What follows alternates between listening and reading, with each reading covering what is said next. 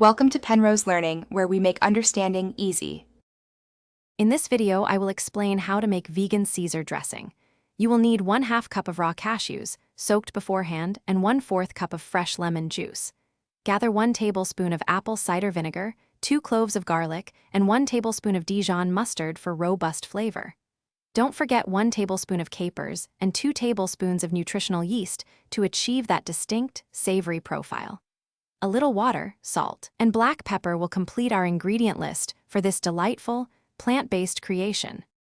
Begin by soaking your raw cashews in hot water for at least 15 minutes or in cold water for several hours. This softens them perfectly for blending. While the cashews soak, peel and finely mince 2 cloves of fresh garlic, preparing them to release their aromatic oils. Once softened, drain the cashews thoroughly and transfer them into your high-speed blender container. Add all the remaining ingredients as listed, ensuring everything is ready for a quick and thorough blend. Now, secure the lid on your blender and begin processing the ingredients on a low speed, gradually increasing to a high speed. Blend for about 1 to 2 minutes, or until the mixture becomes incredibly smooth and free of any gritty cashew bits.